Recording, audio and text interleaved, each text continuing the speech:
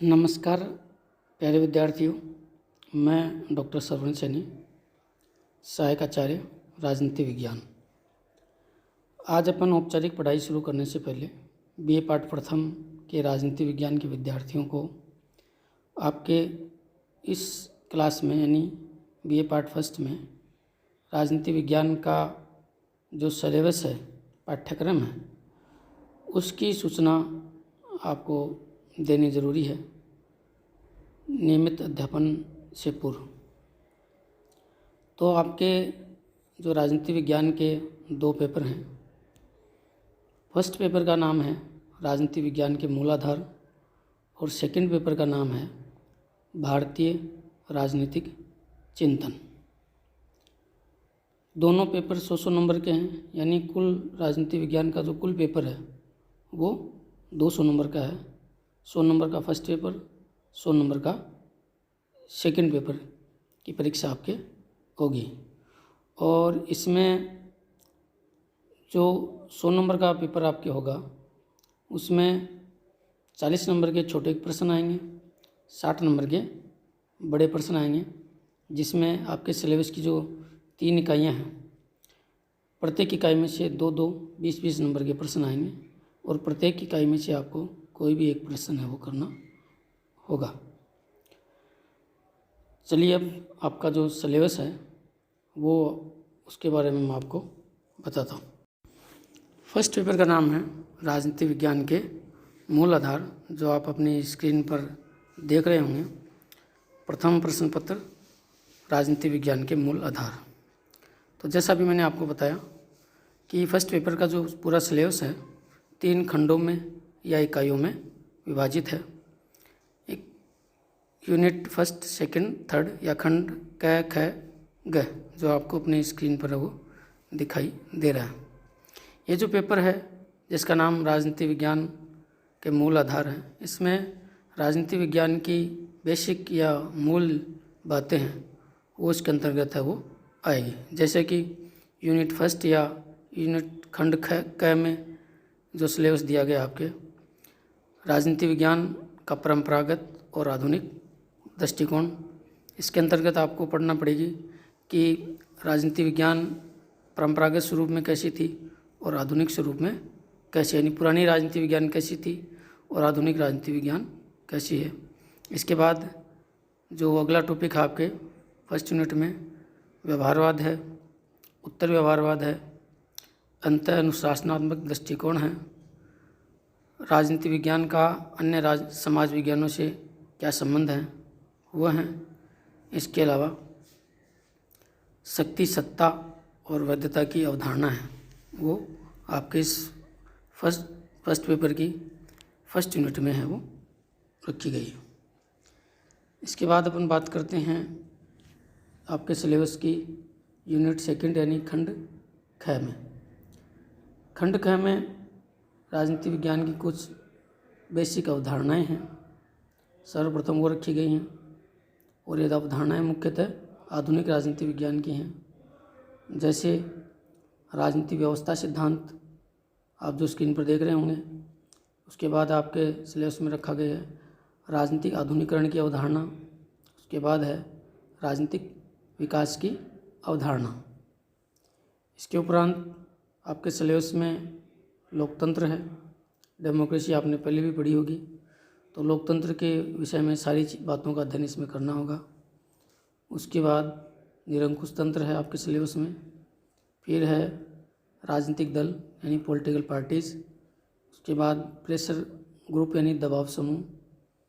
और फिर अगला टॉपिक है प्रतिनिधित्व के सिद्धांत, यानी लोकतांत्रिक व्यवस्थाओं में प्रतिनिधित्व के क्या क्या सिद्धांत प्रचलित हैं, कैसे कैसे प्रतिनिधियों को चुना जाता है, प्रतिनिधियों को चुनने की कौन कौन सी प्रणालियाँ दुनिया भर में प्रचलित है।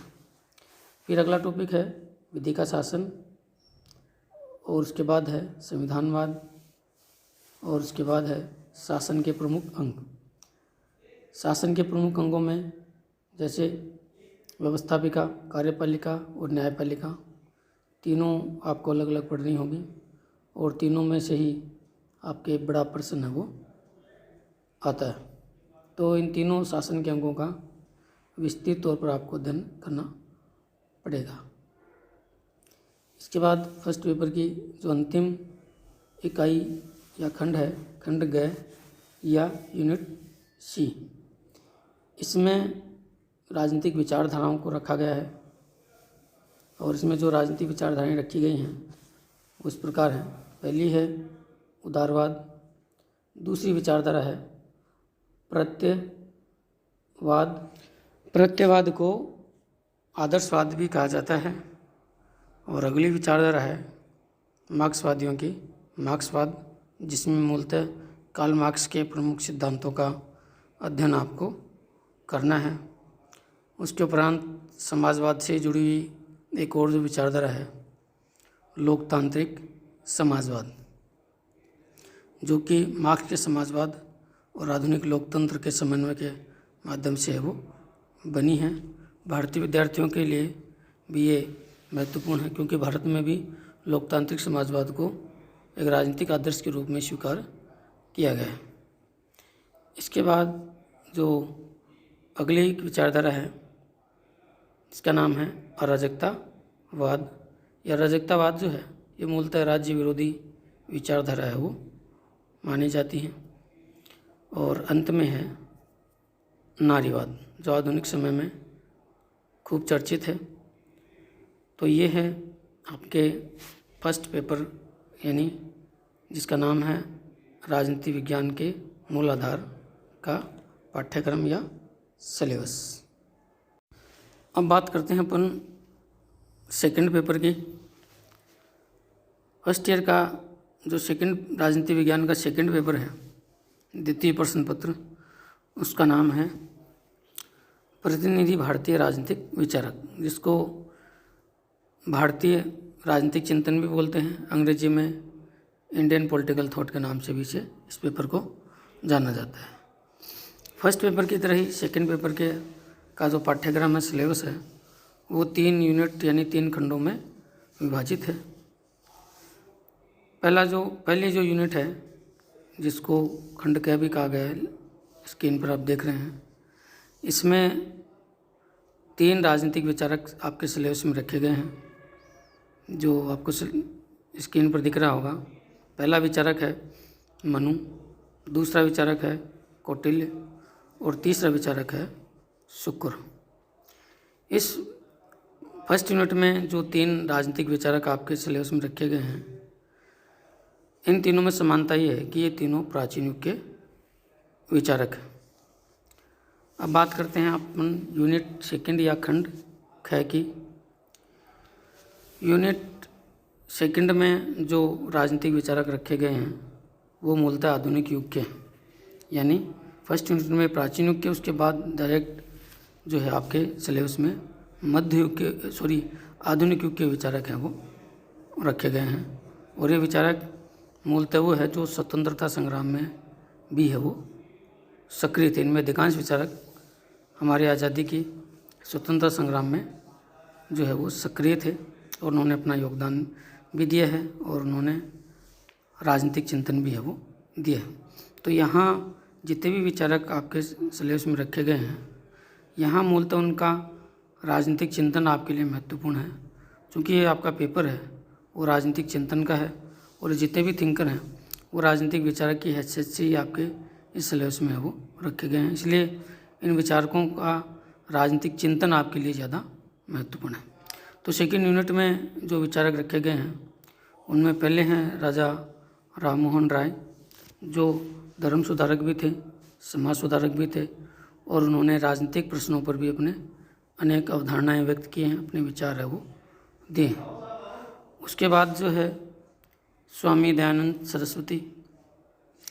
स्वामी दयानंद सरस्वती भी मुख्यतः धर्म सुधारक थे, समाज सुधारक थे, लेकिन इन्होंने जो है अपने दृष्टिकोण के आधार पर राजनीतिक चिंतन भी है उन्होंने दिया है। उसके बाद जो है अगले विचारक हैं गोपाल कृष्ण गोखले, जो स्वतंत्रता सेनानी भी थे और अपने समय के राजनीतिक चिंतक है वो भी थे। और उसके बाद अगले जो विचारक हैं उनका नाम है बाल गंगाधर तिलक। स्वतंत्रता संग्राम में बाल गंगाधर तिलक का योगदान किसी से छुपा हुआ नहीं है। यहाँ उनका योगदान भी अपन पढ़ेंगे और उनका राजनीतिक चिंतन भी अपन पढ़ेंगे। और सेकंड यूनिट में जो आखिरी विचारक है उनका नाम है स्वामी विवेकानंद। तो ये है सेकंड यूनिट का सिलेबस। अब अपन बात करते हैं थर्ड यूनिट खंड ग। थर्ड यूनिट में पहले जो विचारक हैं का नाम है मोहनदास करमचंद गांधी। इसमें गांधी जी की संपूर्ण जो राजनीतिक विचारधारा है वो भी पढ़ेंगी और गांधी जी के द्वारा देश में दिया गया योगदान भी है उसमें आएगा। इसके बाद है जवाहरलाल नेहरू, जो देश के प्रथम प्रधानमंत्री थे। इस पेपर में आपको नेहरू जी की राजनीतिक विचारधारा, उनके द्वारा व्यक्त की गई राजनीतिक अवधारणाएं हैं वो पढ़नी होंगी। उसके बाद है भीमराव अंबेडकर के जो दलित उत्थान संबंधी विचार हैं और इसके अलावा लोकतंत्र और राज्य के विषय में राजनीतिक प्रश्नों पर जो विचार दिए हैं वो इसमें पढ़ने हैं आपको। फिर अगले विचारक हैं आपके सिलेबस में M.N. रॉय और उसके उपरांत है जयप्रकाश नारायण और अंत में आखिरी जो विचारक है पंडित दीनदयाल उपाध्याय। ये आपके थर्ड यूनिट का सिलेबस है। तो आपको फर्स्ट ईयर में के जो दो पेपर हैं फर्स्ट और सेकंड, दोनों का यूनिट वाइज सिलेबस मैंने आपको बता दिया है। दोनों पेपर की जो परीक्षा होगी वो 100 नंबर की है वो होती है। उम्मीद करता हूँ आपके सिलेबस के बारे में सारी जानकारियाँ मिल गई होंगी और आप जो है वो सिलेबस और पाठ्यक्रम के बारे में सब कुछ समझ गए होंगे। धन्यवाद।